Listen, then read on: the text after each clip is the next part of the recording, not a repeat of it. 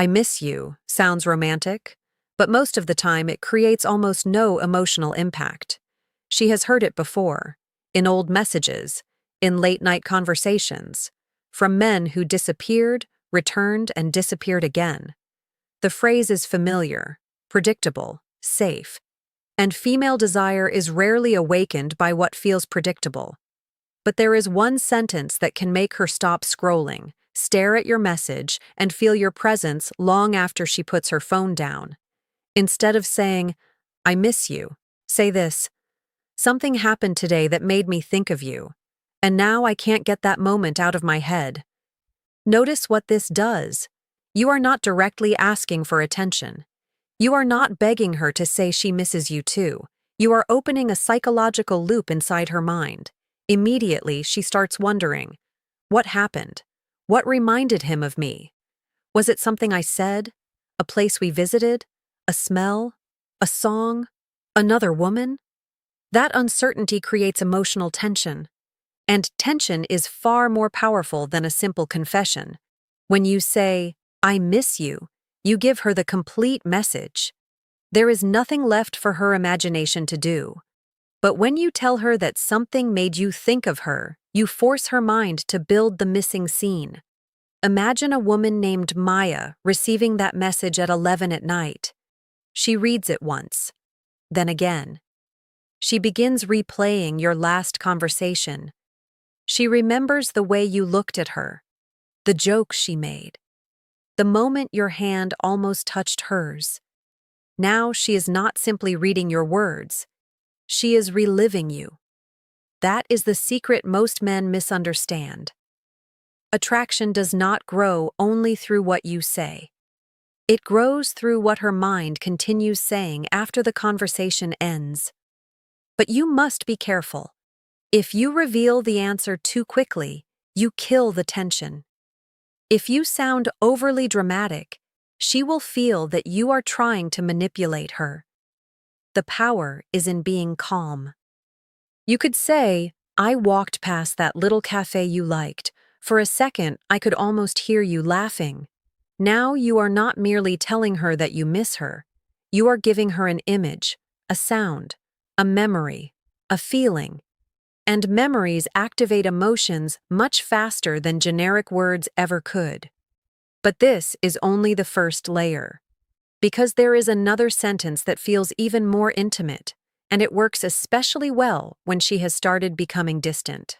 When she starts becoming distant, most men panic. They send longer messages. They explain too much. They ask, "Are you okay?" again and again. And without realizing it, they begin chasing reassurance from the very person who is pulling away. That usually makes the distance worse, because the more pressure she feels, the more emotionally guarded she becomes. So instead of saying, I miss you, say, you crossed my mind today in a way I wasn't expecting. This sentence works because it feels honest without sounding needy. You are not demanding a response. You are not asking her to validate your feelings. You are simply revealing that she still has emotional power over your mind. But the real force is hidden in the words, in a way I wasn't expecting. Now she wants to know what that means. Did you remember something intimate? Did you suddenly understand her differently? Did you realize you still have feelings?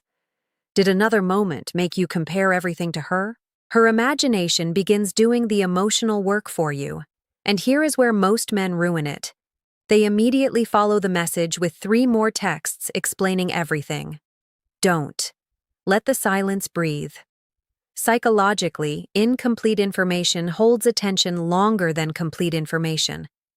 The mind hates an unfinished story. It keeps returning to it, trying to close the loop. That is why a calm, emotionally loaded sentence can stay with her for hours. Picture this. You and a woman have not spoken properly for several days. The energy between you has changed.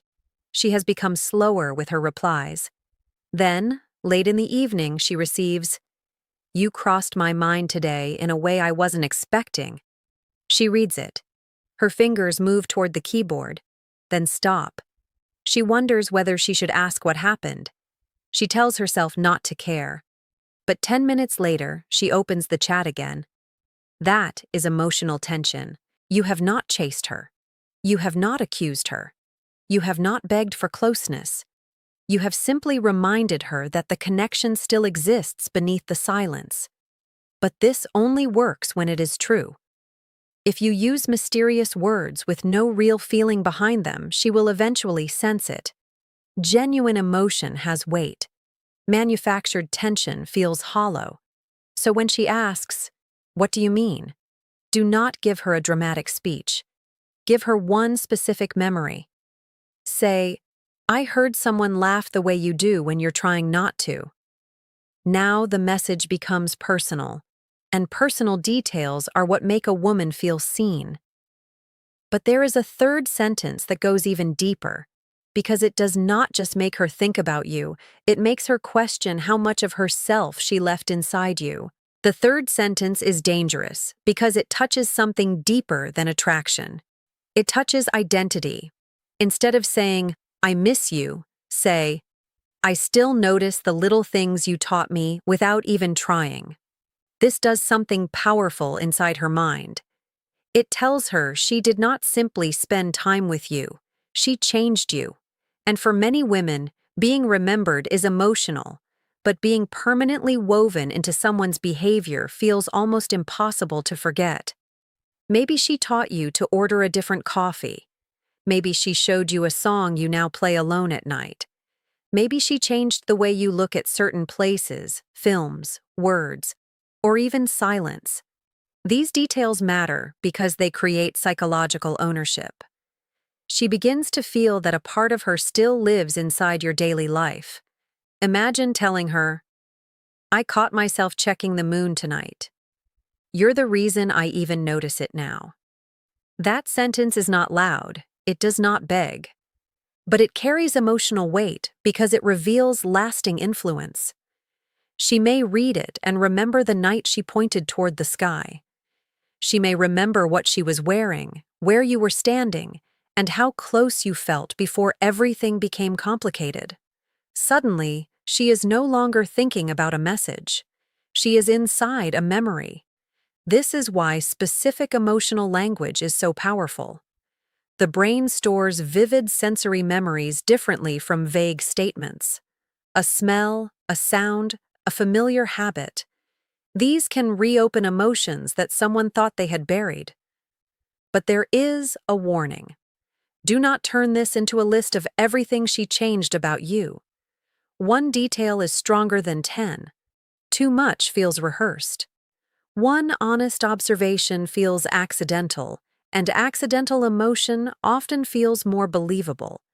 You could say, "I still fold the sleeves the way you showed me. I noticed it today and had to laugh." It sounds simple, but beneath it is a hidden message. You are still here, even when you are not here. That is what she feels. And when a woman realizes she has left traces inside you, she may start wondering what traces you left inside her.